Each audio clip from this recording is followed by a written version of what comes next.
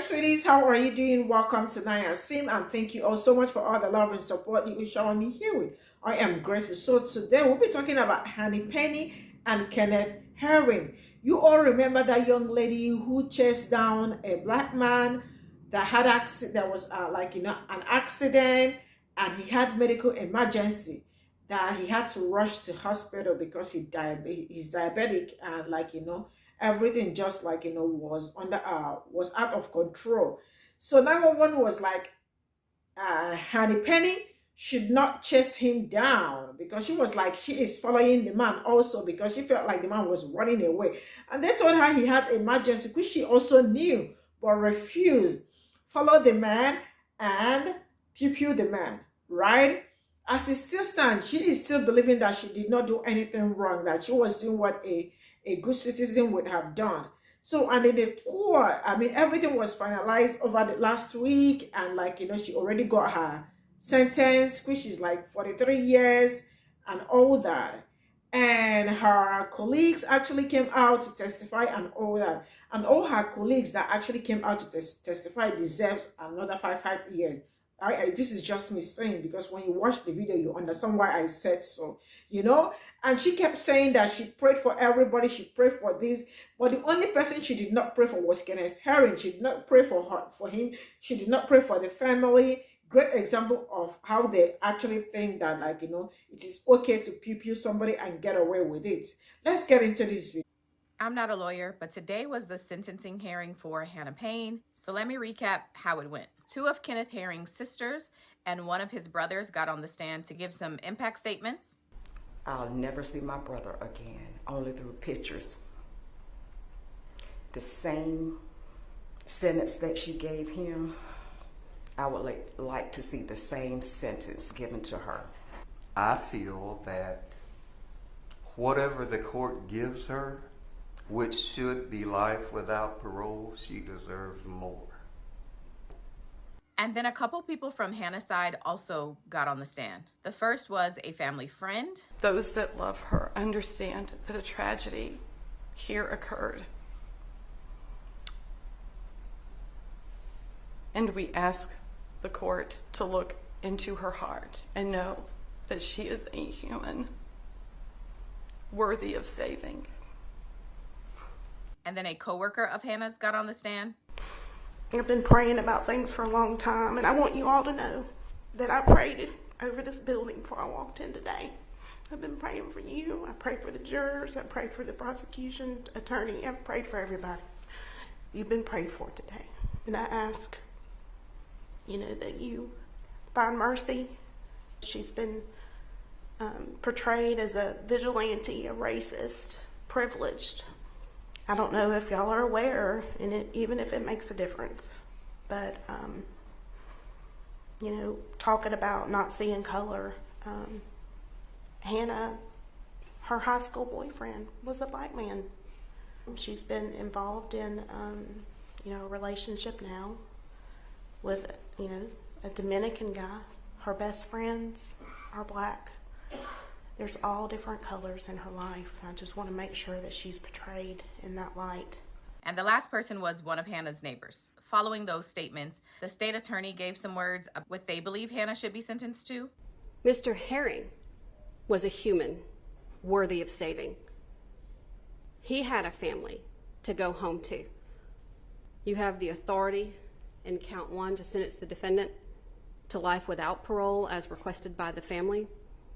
And we would ask that you consider their request and leave the choice as to whether or not the life is with or without parole in the discretion of this court. However, on the false imprisonment, if this court does choose to give this defendant life with the possibility of parole, it is the state's request that the 10 years on that false imprisonment run consecutive. And then on count 6, you are required to give a consecutive 5-year sentence. And we would ask that it run consecutive to the false imprisonment for a sentence of life plus a consecutive 15 years.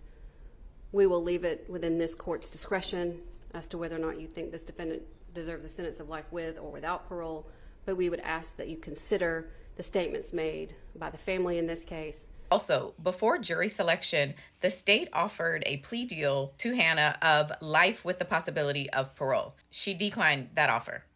So at this hearing, the state attorney is requesting life, if with parole, 15 years to run consecutively, meaning one after the other. And then Hannah's defense attorney also gave some words. The court could take that in consideration of her age, the facts, the compassion, and sentence her to life with parole, and have the other charge run concurrent and probate that gun charge. I think it would allow her time to reflect, to fully understand that things happen and it can be found to be wrong, but it's how you handle yourself through that adversity to get through it and come back and show the true you is what allows us to keep hope in our heart and allows us to keep going. He was requesting life with the possibility of parole and the false imprisonment charge to be run concurrently, meaning at the same time, and the gun charge to be a probation sentence. And here's what the judge sentenced her to. With respect to count 1, malice murder, the court will impose a sentence of life with the possibility of parole. With respect to count 5, the false imprisonment verdict, the court imposes a sentence of 8 years consecutive. With respect to count 6, possession of a firearm during the commission of a felony, the court imposes a sentence of 5 years that will run consecutive. So the court's total sentence is life with the possibility of parole plus 8 years consecutive on the false imprisonment and 5 years consecutive on the possession of firearm during the commission of a felony. According to some tweets and docs I've seen, Georgia requires defendants to serve 30 years on life sentences before being eligible for parole. So that would mean 30 years for the life sentence plus 13 years for the other charges. So she would be eligible for parole in about 43 years. But y'all know I'm not a lawyer. There we go.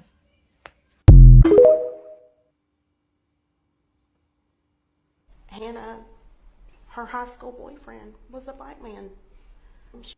So basically what she's saying is you can love all the black people that you want. You can see no color.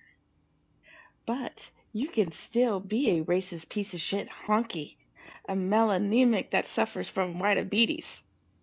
All those things are possible, even if you date a black guy. But not at the hands of my daughter. It was not her fault. That's a great video you guys should check out about the entire events leading up to the trial of Hannah Payne.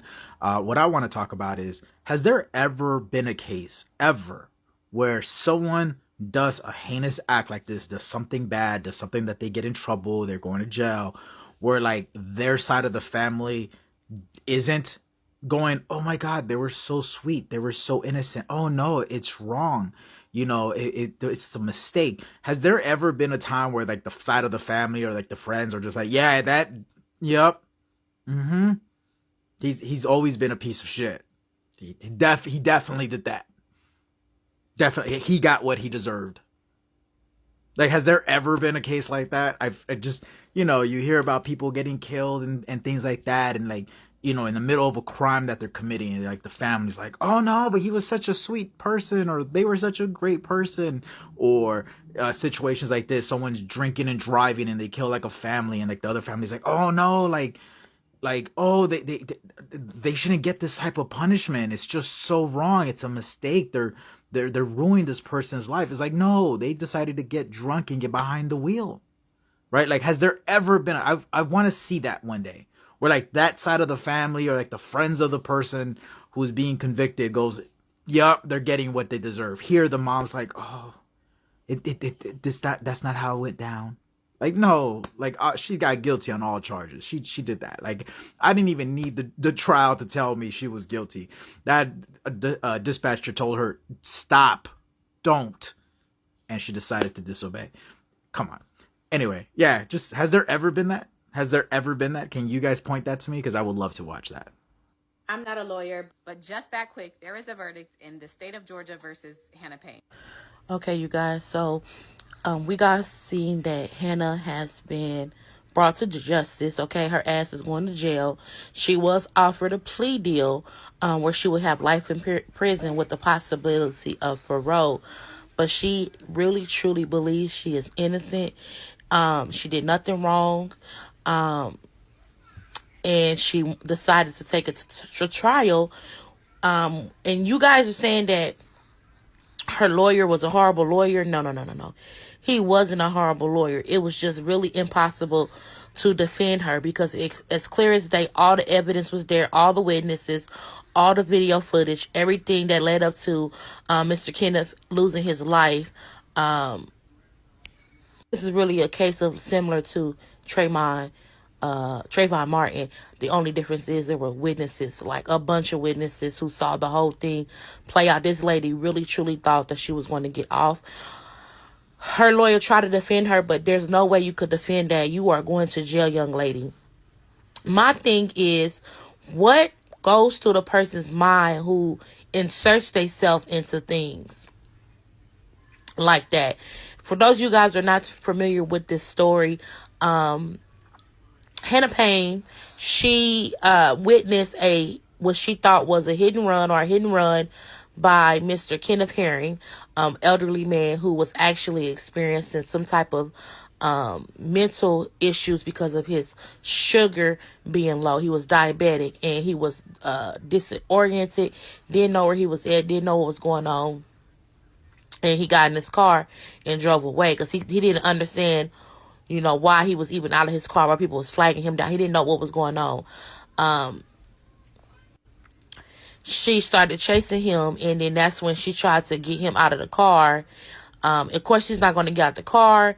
She ends up shooting him dead, and now she's going to jail. She truly believed what she did was okay, and she was within her right as a citizen. I used to work with a guy like that. His name was Ryan, and we worked at Bank of America together. And he was in the military, and he was home from the military. I don't know if he was out of the military permanently or what happened. I don't quite remember, but he wasn't working in the military at the time he was at Bank of America. And he was one of those workers who everybody was a criminal. Everybody has suspicious activity. Anytime we got suspicious activity, even if he wasn't the teller who got the freaking customer, he always wanted to be in on it. For instance, this lady gets sent a check in the mail. It was one of those oldest time scams where you supposed to deposit the check and then send them some money and keep the rest type of thing. Like they'll send you $10,000 for, first of all, something they're supposed to be buying something from you, or you're supposed to be doing something for them that only costs $5,000, right? But they'll send you a check for, let's say, $15,000 and tell you, oh, that was a mistake. You know what? It's a finder's fee. Go ahead and deposit the check. You keep the $10,000 and just send me the $5,000. Well, the check is going to bounce and come back anyways, and so us as bank tellers, we had to know, when to be able to see that. Or a lot of times the account that the check is drawn on is flagged for suspicious activity. All kind of things that banks have in place to be able to filter out fraud. So once he would know that someone is doing something fraud-like, even if he's working all the way back in drive-through and the person in the front, in this case it was me, was in the front working the lobby, he would come all the way trying to take over the thing because that type of stuff excited him. Okay, so I really wonder if this young lady Hannah daydream about being able to use her gun and be in the situation, kind of like how a lot of people be making up stories that they've been followed around in Target or Walmart and kind of find out they're lying about the whole thing. It's are these people fantasizing and daydreaming about these moments happening, in any small little thing, like you witnessing a hit and run, makes you want to react in that way because you are waiting for the opportunity to be able to use your gun on somebody? I just want to know what made it go from this to this. And Mr. Kenneth is now gone from this earth, from his family, because somebody who wasn't even involved in the accident decided to be like a RoboCop, a flashlight cop, whatever, and take this man's life. I just want to know what's like in the mind of people who do stuff like this, like super nosy. It's just like, what? There has to be some type of privilege attached to that, because my black ass know that I can't get involved in that stuff. The best I can do for you is call the police. But to feel that you have that much power to get in your car, chase someone down, brand it, pull out a weapon, then use the weapon, kill somebody, go to your car, change your clothes, wait for the cops because you don't even think or realize what you just did was murder somebody, and you don't even realize your ass is about to go to jail. It's not even clicking that what you did was wrong. Even during the trial, I don't think it really clicked to her that what she did, like, you are in the, I don't think it's clicking, because I think her privilege, it's just crazy how it got that far. Oh, it's just it, but justice was served. She is going to jail. You know, talking about not seeing color. Hannah. I know that you believe when you say you don't see color as a reason why, and you treat everybody the same because you don't see color. That's an issue. When you tell a person who's definitely of color, when you tell people of color that you don't see their color, you are telling me as a person of color, as a black woman, that you don't see me. There's so many ways to not be racist and without saying you don't see color. My blackness is who I am. You see red, blue, and pink, but you don't see my brown. I'll never see my brother again, only through pictures. There's so many layers to this case that just make my ass itch. I'm just so pissed off. I'm angry at the system that allowed a person to stalk, follow another person just because they felt like they should do something because they could. System where Hannah cut off Kenneth Herring while he was having a medical incident. She withdrew her weapon from her waist and threatened him with it, and then put her finger around the trigger and pulled it. She then waited for the police to come, gave them her weapon, admitted to using her weapon, and was given bail. Not once, but twice.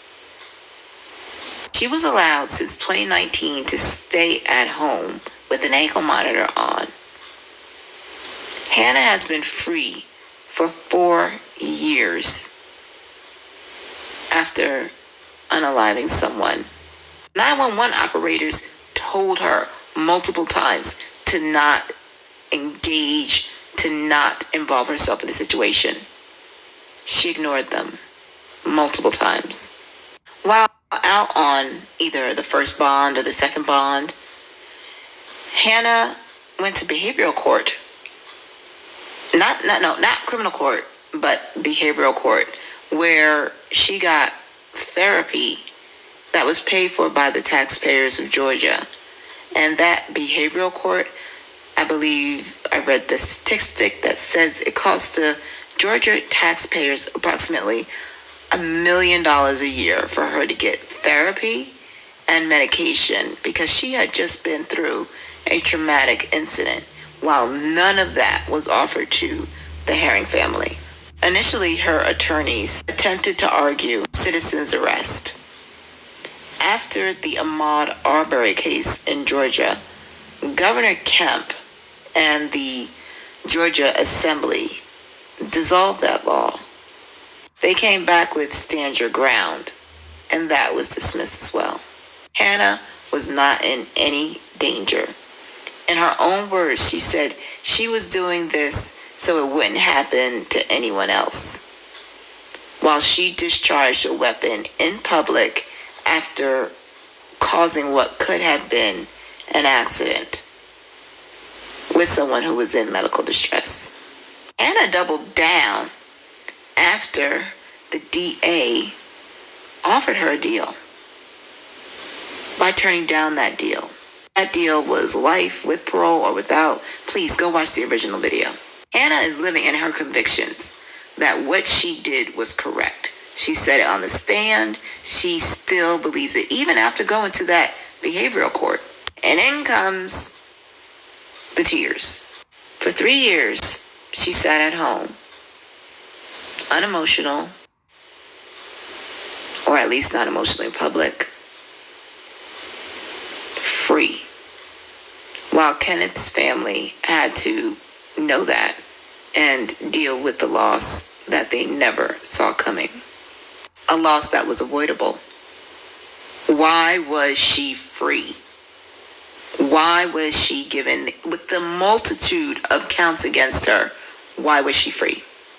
This is a person that felt, and still to this day, or as of last week, when she took the stand, she felt what she did was correct. This is even after the behavioral court. So I'm kind of glad she didn't take the deal, because we would not have known the extent to which she believes what she did was correct. Ignore 911 officers. Ignore police officers. Ignore the law. Ignore the training that you must get in order to get a concealed carry card in the state of Georgia. Because in her attorney's eyes, what she did was correct because of stand your ground and or citizen's arrest. And now we have 2 lives gone. Kenneth and Hannah. Now, Hannah's family has a right to say what they feel, but it's very indicative of the culture that we have for her coworker to say, I prayed over the building, I prayed for the defense, I prayed for the jury, I prayed for the judge, because Hannah dates a Dominican man. And in high school, she dated a black man.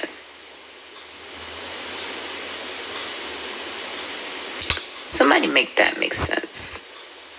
So because Hannah has a few friends that are melanated, somehow she is absolved from having any type of already assumed biases.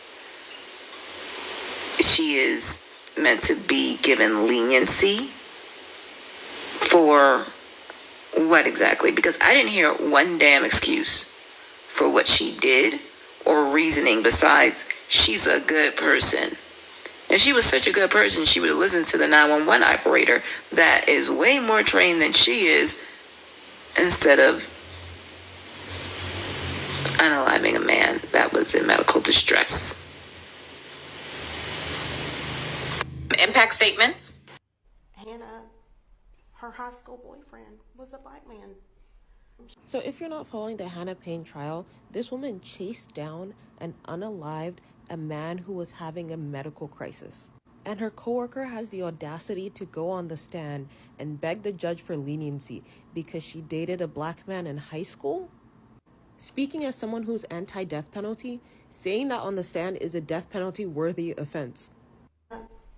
Her high school boyfriend was a black man. She's been in. Mind you, she said that's that lady's high school boyfriend. This lady is 25, killed a black man, unprovoked. And this is what you have people say in court for you. I hope she gets life without parole. I'm not even kidding.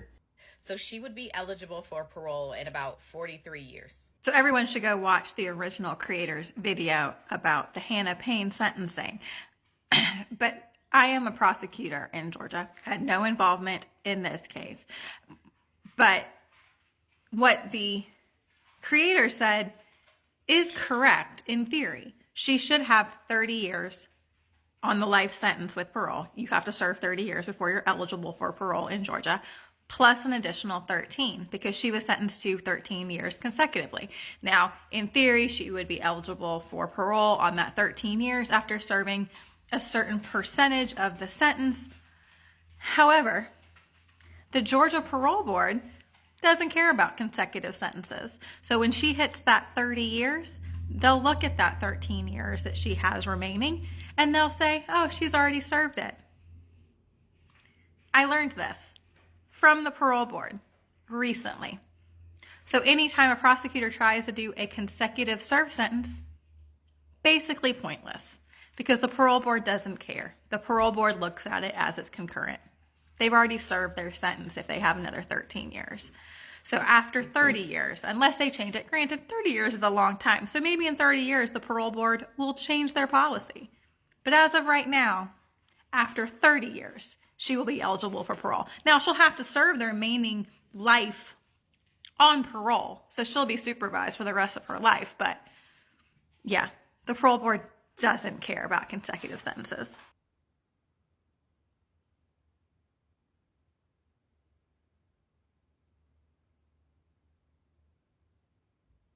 So this is all I got from the stitches, and I brought the video here when it happened. I mean, it's almost 3 years, I guess, but like, you know, Assad, the first trial or the second trial she went was like early this year, and which I actually brought here. And now I am happy that justice is being served. And the person that was saying, look into her heart, she is only human, right? So was Kenneth Herring. Kenneth was also human, a father, a brother, right? And yet she gunned him down like some sort of animal. And she deserves to rot, and that is on period. While she was chasing Kenneth, Herring had a medical emergency, right? And had to rush to the hospital after the accident. He is diabetic, right? And Honey Penny was called at 911, and they told her not to chase him, leave him. He has medical emergency. Let him get to the hospital first. And she refused. She chased down Kenneth Herring and Pe0ple Kenneth. And that was the end of Kenneth, right? And she never apologized. And she is still backing down, saying that she is in her right, that she did what a great citizen would have done. Why you were told, even the people that knows everything, 911, that understand how all this work, they told you do not follow him. And because you have Pe0ple, you still brought out your Pe0ple. You thought your white privilege was going to cover you up this time around. Thank goodness. I am so happy for the family that refused to give up on this case. Because if they had given up, I mean, that would have been the end of the case, I mean, for Kenneth Herring, right? And can you really explain why, what they meant by forced imprisonment? Are they really being, like, you know,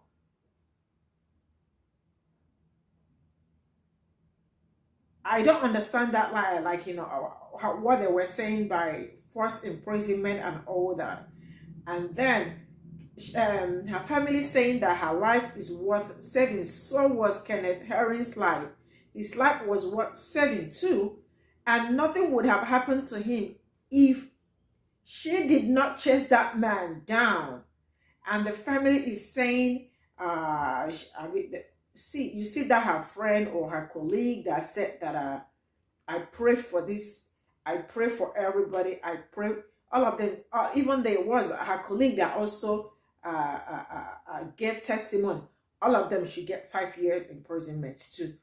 That nobody should be spared, because I don't understand how you came here and want to gaslight us with your Christianity by telling us you pray for everybody, you prayed for this, you pray for all of them, 5 years. Take it or leave it. That's what all of them deserve. So for coming here to tell me stories. So I am grateful. In the end, I am happy that after how many years, she is getting what she deserves, right? And so it's going to be like, I mean, she got 30 years and 13 years. So that is like 43 years. And she's 25 years. Oh my goodness. So she's going to be like 70 something, if I am not mistaken. 70 something years. So when she comes out, and then I am sure life is already, I mean, this is a lesson, a very big lesson to everybody that is planning to do some evil. Because sometimes people wake up and want to do some evil. And I hope they always get, like, you know, I don't care your color or something. When you do something bad, I mean, you should be ready for the result of what you did. And she is now reaping the fruit of her labor, and she is screaming. See you all in my next video. Bye for now.